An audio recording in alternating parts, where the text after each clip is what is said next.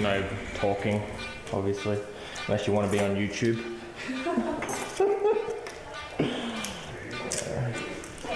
What we do is we try to minimise Seamus walking in. Alright, so we're going to do a spay on an adult female. First thing is we mark out the umbilicus and pubis, we make it into thirds. We're going to do our incision based on the caudal part of the cranial third and the cranial part of the middle third.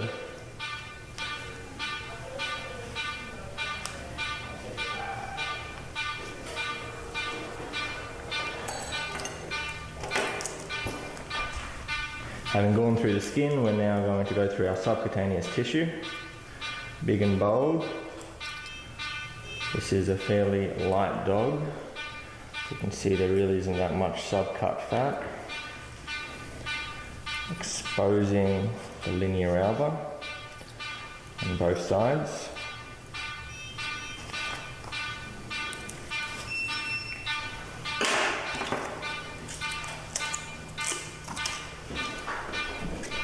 Now that we've exposed the linea alba, we pick it up with our blade to the sky, in and up.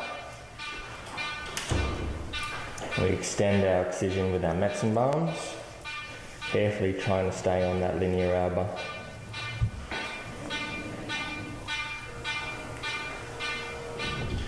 I'm going to use a spay hook today.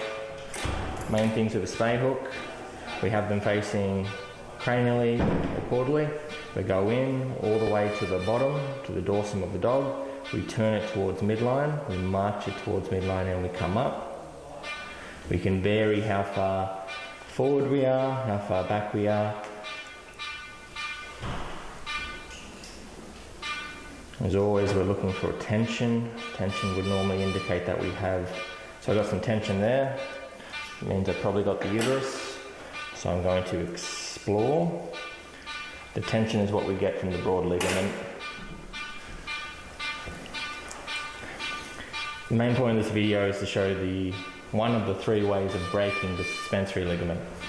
Certainly as far as anatomy goes, we have our uterine horn, our uterine artery.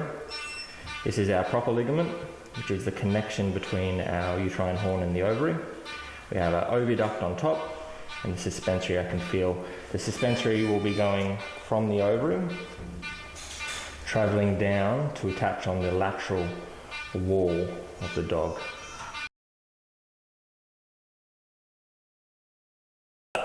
Thank you very much, Will. Bye.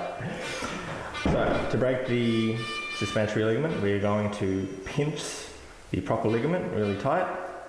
We are going to hold beyond the ovary, and we're going to pull down and across towards the other leg. So we grab it, we slowly wrench up our pressure, pulling down and across.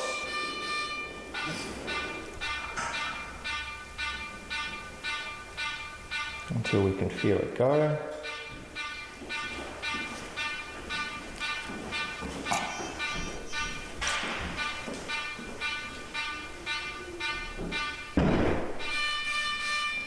In this case, it isn't popping.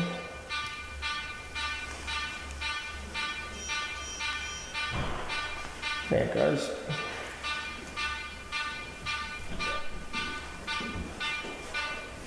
Probably another 3-5 mils, but just going to give a little bit more propofol.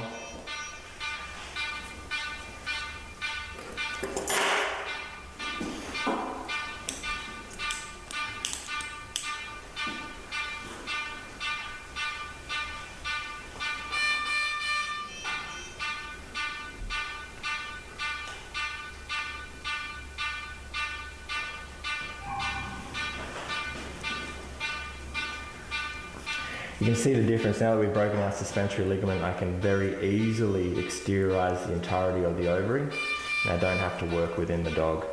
We're going to, as we normally do, make a hole in our broad ligament and do a modified 2-clamp technique. First clamp on,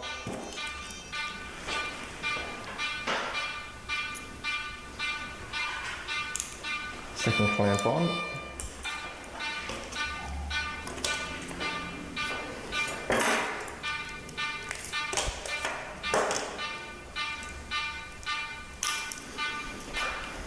As always, we go underneath our hemostat through the hole. Surgeon's knot. Placing our ligature between our two hemostats. Moving up our bottom hemostat. Placing it, if we have room, below the ovary, if not, above it. Finding our crushed area. Thumb to thumb, rolling the hands in together for a good 5 to 10 seconds.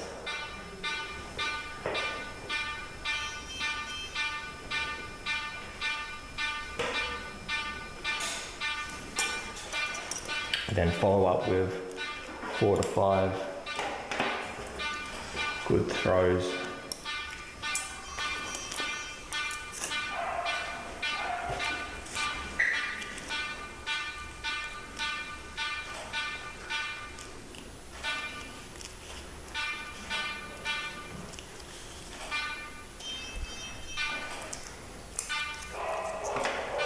We do our 4 checks, so we make sure that our ligature isn't stuck superficially. It's very common that you'll incorporate, just like that, a little bit of fat, so we get rid of that into the ligature. We have a good tight ligature that's completely crushed down. We've got plenty of tissue above it, and it's not too close to the hemostat. So I'm going to cut above our bottom hemostat, making sure that I got the entirety of the ovary. And then carefully release our pedicle back into the abdomen, making sure there's no massive bleeding.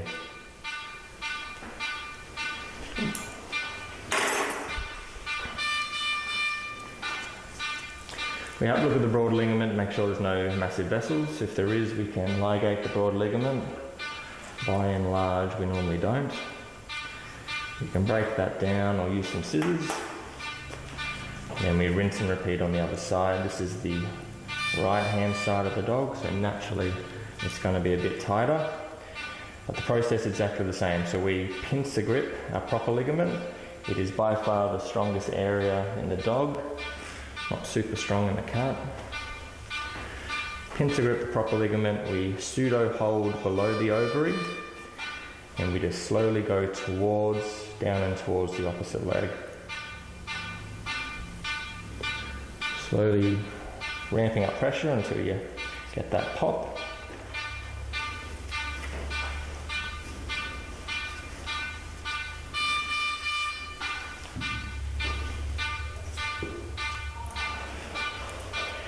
Just like last time, we make a hole in the broad ligament,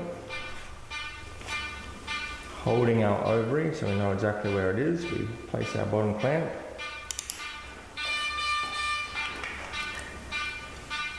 Place another clamp on top. Again, making sure that we have not included our ovary.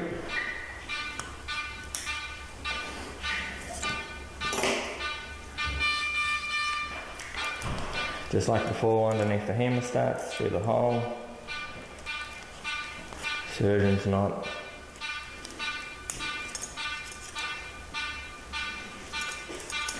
Moving our bottom clamp, placing it on top. I definitely don't have much room on this one.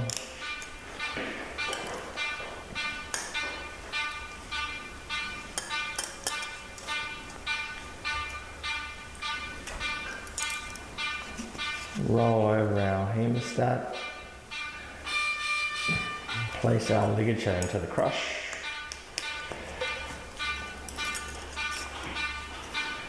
5 to 10 seconds, making sure that we are getting a good tight ligature.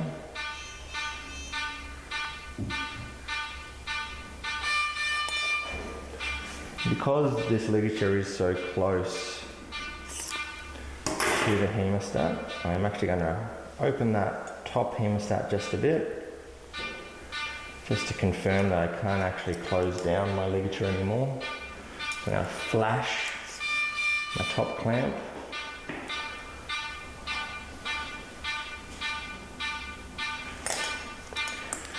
Four to 5 throws on top.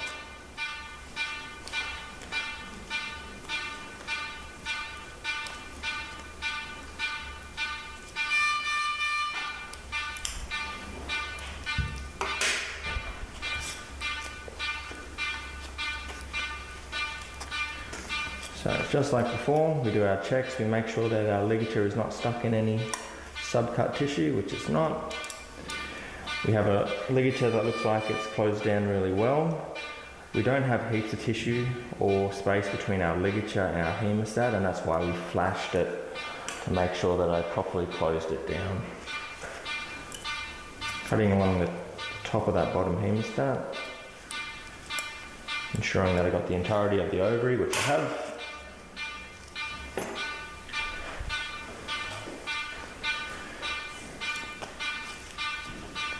And just like before, we hold our pedicle.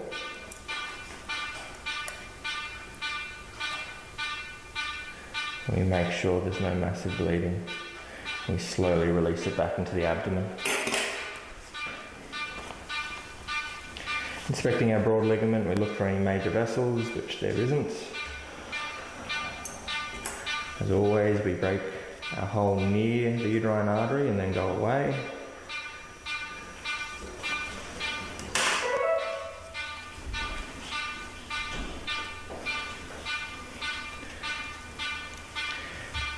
This dog has a fairly overt cervix, so we're just going to do our ligature close to that cervix. Do a modified 2-clamp technique again, so 1 clamp on.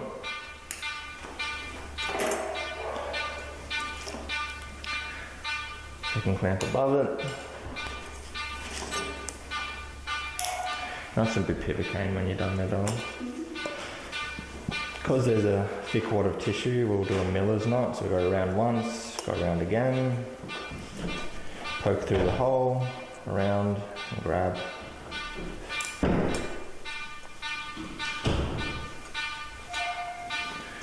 Moving our bottom clamp up.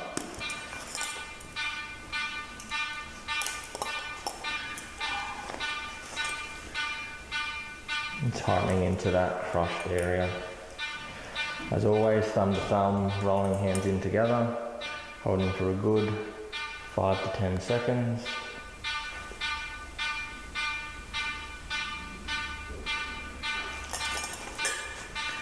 And then following 4 to 5 throws.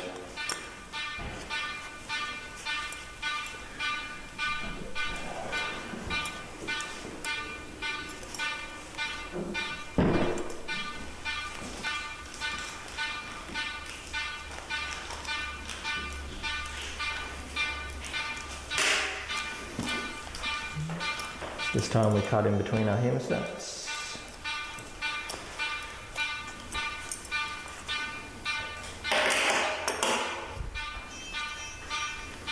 Just like before, we do our check, so we make sure that our uterus isn't stuck in anything superficial, which it isn't. We've got a good ligature, not too close to our hemostat, a nice wad of tissue.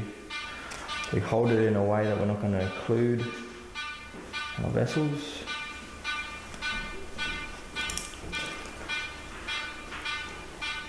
Make sure it's not bleeding before returning to the abdomen. Can I have that bupivacaine, please, darling?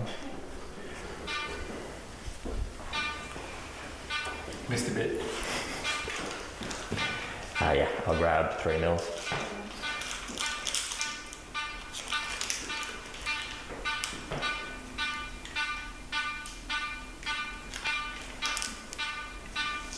Dave, we never do this. Stop it. What's the pain of it? Well, there's only so much of you that I can block out of the video. Exactly. That's my plan. So we're going to just do some bupivacaine in the incision to give a bit more pain relief on wake up. Never seen you do this before in my life. I do sometimes. Never. Not once. The remainder, we can just go in the abdomen. Have fun with Dave, kids. See you guys. Uncle Dave. We're now going to close the abdomen. Unlike the cat, the external rectus sheath is a little bit less obvious, but we only need to really be engaging that external rectus sheath.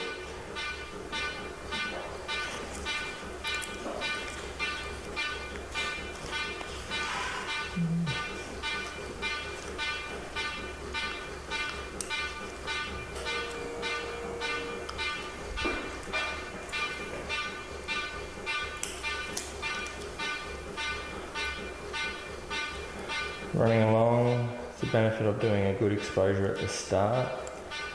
It means that it's pretty easy to close. It's very overt what the external rectus sheath is. Negative of good exposure is you're more likely to get a seroma. I think particularly when you're starting out, I prefer to be able to see what we're doing.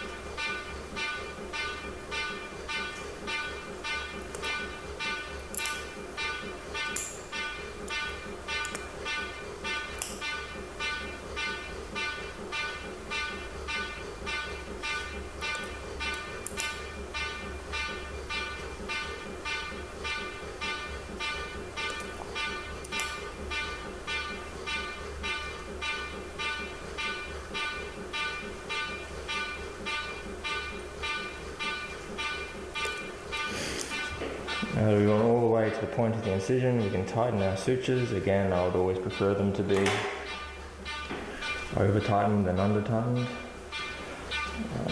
Particularly when I've only engaged that outer layer and I'm not crushing down muscle.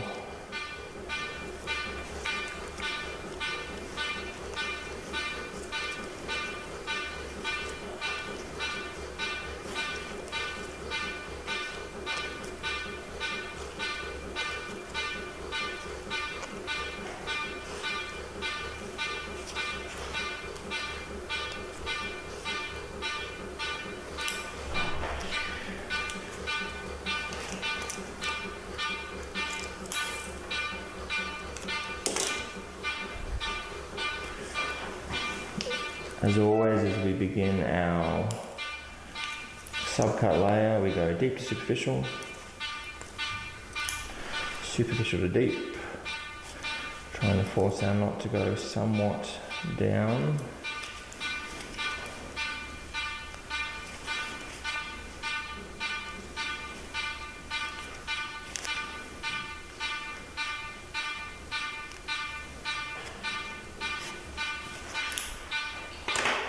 We will keep a tail and control it with a hemostat.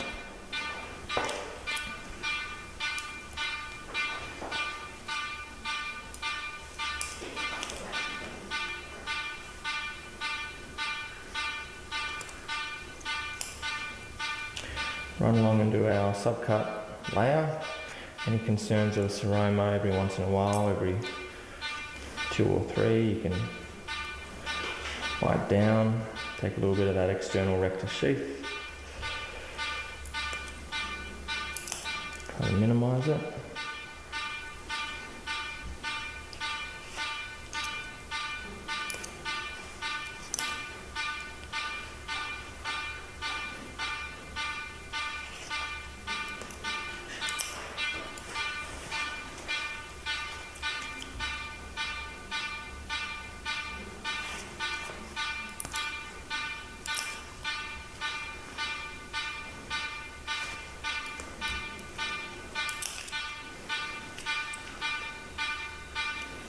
And get to the end, we'll go deep to superficial on one side, then coming up. Superficial to deep on one side, then coming up. Deep to superficial, scoot across the other side. Superficial to deep, do an Aberdeen.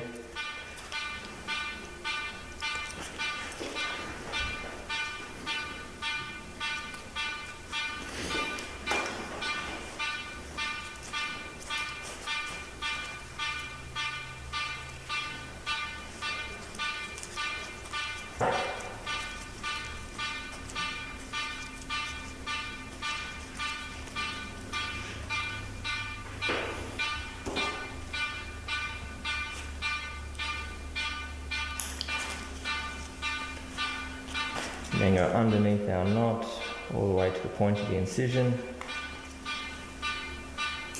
Continue on our intradermals.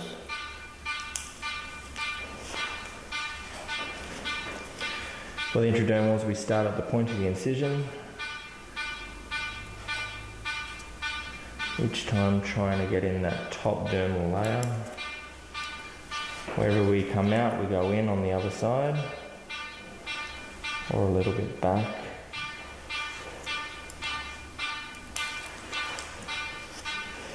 And each time we have a look, and if we're not particularly happy, which I'm not particularly happy with that one, but I'll accept it, we correct it.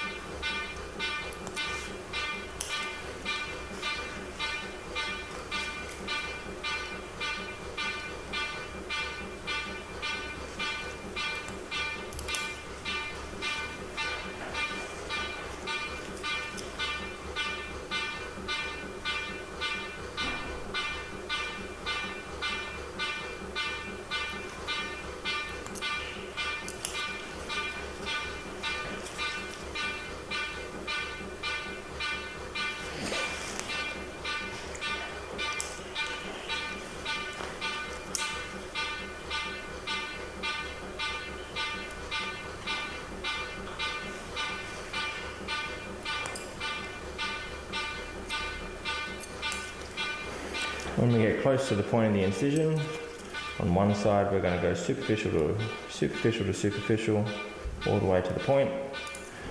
And then going to dance around our tail and go superficial to deep.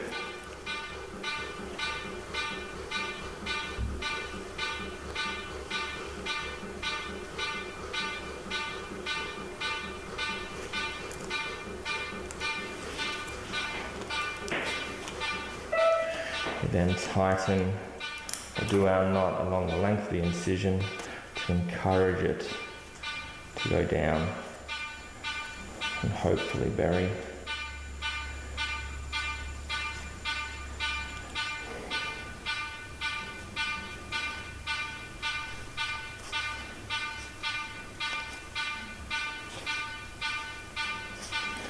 It looks like it's going to bury, so I'm just going to snip it off nice and close.